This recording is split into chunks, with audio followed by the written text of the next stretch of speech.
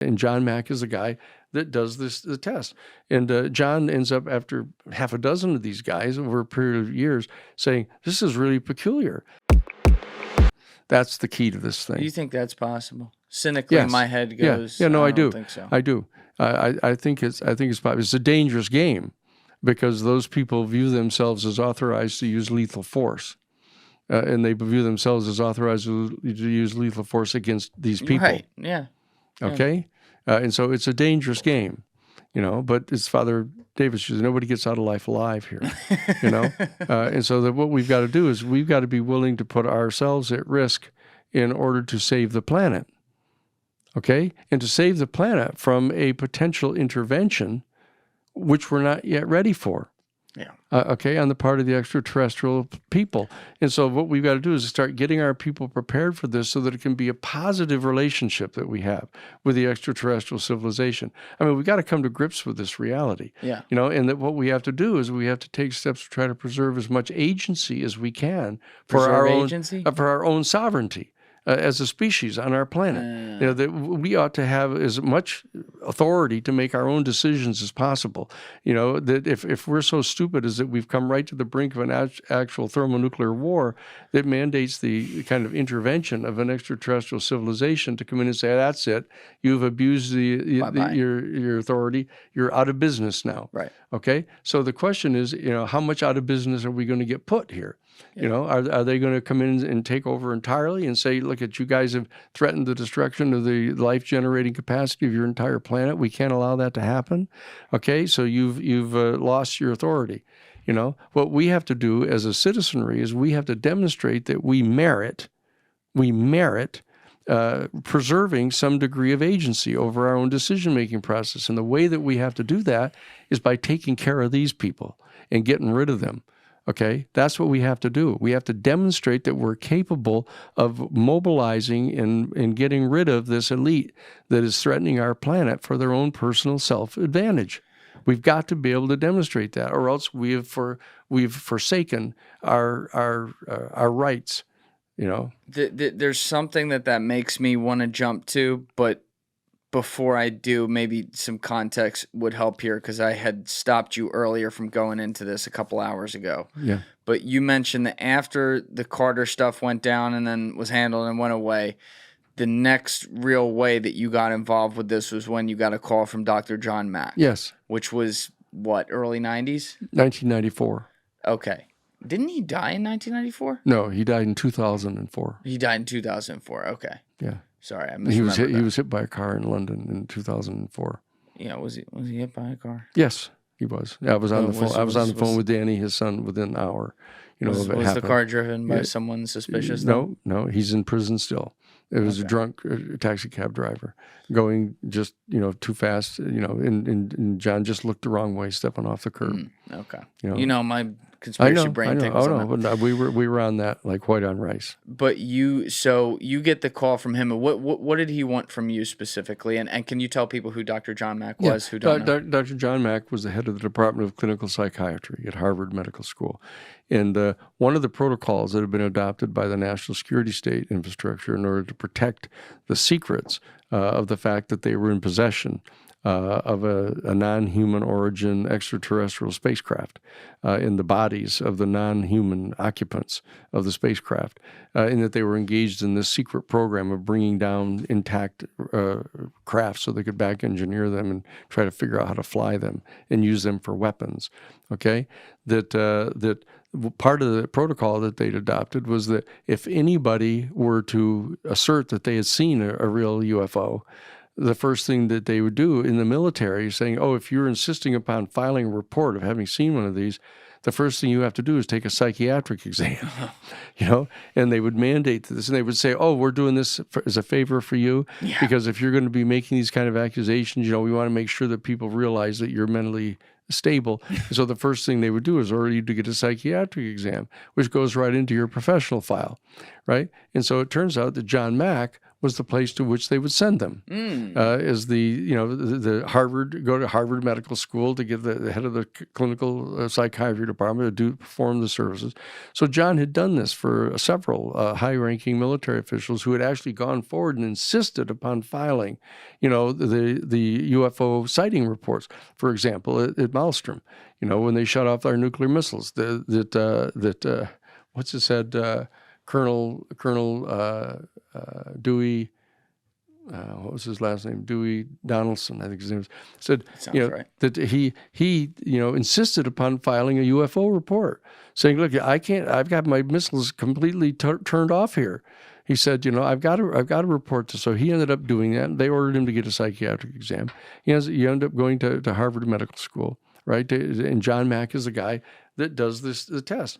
And John ends up, after half a dozen of these guys over a period of years, saying, this is really peculiar, because these guys are all within the normal parameters of being psychiatrically healthy, and yet they're all insisting upon doing this thing, which is not a career builder for them. Why in the world are they doing that? And he ended up talking to his mother about it, interestingly. And she said, oh, you should talk to the Hopkins boy. There was a family friends, the Hopkins family. Bud Hopkins is a fellow who has been gathering lots of information about people who've had these kind of face-to-face encounters with the people that are flying these UFOs. And so he ended up getting to meet Bud Hopkins, and Bud Hopkins introduced him to more and more people who had not only sightings of the UFOs, but had direct face-to-face contact with some of the occupants. Face-to-face contact. Oh, yeah, face-to-face contact with some of the occupants. That started to happen. And so John started interviewing some of these people. Including the Zimbabwe 94 kids. That was in 94 later. Yep. But he started this earlier in 1990. He was doing it for almost 4 years before what he decided to do is, he decided finally, after having interviewed about 100 of these people, he decided he was going to write an article for the New England Journal of Medicine saying this is very peculiar because there's this phenomenon going on in people who have had no contact with each other, have no information about UFOs ahead of time, are all telling these similar stories. And so I'm going to write a paper for the New England Journal of Medicine. So he submits it to the New England Journal of Medicine, the preeminent peer-reviewed journal for medicine in the United States. And within a matter of days, they send it back to him, say they're not going to publish it. And John is taken aback. John's a Pulitzer Prize winner. He's won the Pulitzer Prize for writing the definitive psychobiography of T.E. Lawrence, right? Lawrence of Arabia. Wow. And so he's taken aback, and he says, well, okay, what I'm going to do is I'm going to rewrite this, and I'm going to make more footnotes and more scientific details, and I'm going to send it back in. So he sends it back in, and it turns out within 2 days, the executive secretary for Arnold Relman, who is the editor-in-chief of the New England Journal of Medicine, sends his executive secretary back to John's office with the envelope unopened and said, Dr. Relman has ordered me to bring this back to you and to point out to you that it's been unopened, that we're not going to only not print it, we're not even going to read it. And so he's taken aback by this, and he ends up contacting a publisher because he won the Pulitzer Prize. He could do this. And so he gets it published, okay? And it comes out immediately, within a day of the going on the newsstands. The dean, Arnoldson, comes in to the not Arnoldson. That's Arnie Arnoldson was the commander of the Maelstrom, but it's Arnie Arnoldson. That Tolson comes in, the dean of the medical school, and says, John, I see that you wrote this really interesting book about the abduction stuff. You and I ought to be able to chat about this. And if we're going to chat about it, why don't we have a few of the other faculty come in and we'll talk about this. So John is going, this is great. People are going to really talk about my book. And so he shows up, and here they are arraigned as a tribunal. And here's the dean of the medical schools, the legal counsel for Harvard University, and chairing this tribunal is in fact the Relman. Arnold Relman, who is the publisher of the New England Journal of Medicine. Yeah. He's an advisor to the medical school. He's chairing the tribunal. So they start excoriating him for embarrassing Harvard University by writing about a controversial subject like this as though it were real. And so Stigmatization. so he ends up being freaked out by this, and ends up, long story, but he ends up calling me and asking me if I'll represent him in front of the tribunal. So well, you're a Harvard guy too, so I imagine that's why there was a connection there. Yeah. And I assume he was aware of your work in the 70s? Yeah, he was. Okay. Yeah. It actually came, it's a sidebar, but it came through Ron Robertson, who was his best friend. Ron Robertson was his best man, he and Sally, when they were married. They were in the Air Force together in Korea. And Ron Robertson approached me. I was teaching at the University of California, Santa Barbara. And he approached me and said, look, my best friend, John Mack, has now been dragged up in front of this tribunal. Would you be willing to take a call from him to help him? And so I said, sure. And so John called me and flew me in. So I go to the tribunal, right? And here's the tribunal all arrayed there. And all of a sudden, Arnold Relman starts to interrogate John again. And I said, excuse me. I said, hold on a second. I don't know exactly what's going on here. I don't know exactly what this tribunal is. It's clearly not an AAUP convened tribunal from the American Association of University Professors. I said, that I can't tell what you're doing here. And Relman says, what happened is when Dr. Mack wrote this book, a number of people started calling to the dean here. They were asking him a number of questions, and he didn't know the answer to the question. And so he thought that he'd better just talk with John and get the answer to some of these questions. And as long as he was going to be doing that, why not have some other people from the faculty come and say, he's sitting here trying to bullshit me about, here's this tribunal sitting there with a legal counsel for Harvard University. And so I said, well, okay. I said, in that case, in the spirit of cooperation, just in order to try to help you out on this, who was it that called? There was this great big dead silence falls over the room, right? And they're all just sitting looking at each other, and finally the legal counsel just shakes her head no. And he said, well, I'm sorry, we're not at liberty to discuss who it was that called. And then I said, well, okay, well then, if you want us to help try to answer these questions, can you tell us, what were the questions they were asking?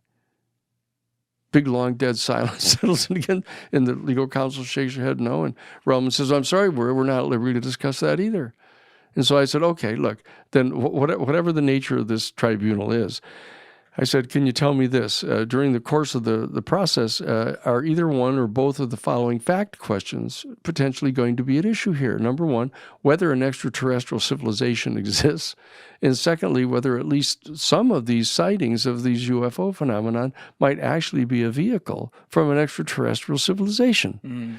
And Relman says, well, absolutely those questions are going to be relevant, and it's completely ridiculous to think that either one of those things can be true, he says.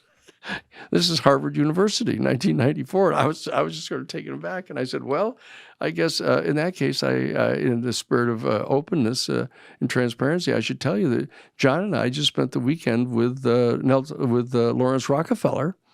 And Lawrence Rockefeller, that's right. Rockefeller has agreed to pay for a complete grand rounds here at Harvard. We'll bring in the chief investigators of the Federal Aviation Agency. We'll bring in military commanders and others. We'll have a whole grand rounds here. I'm happy to present all this information. And the legal counsel for Harvard University leaps to her feet and she says, absolutely not. She says, we're not going to allow this to be turned into some kind of circus, she says. Thank you for watching the video, guys. If you haven't already subscribed, please smash that subscribe button and check out this clip's full podcast episode by clicking here or in the description below.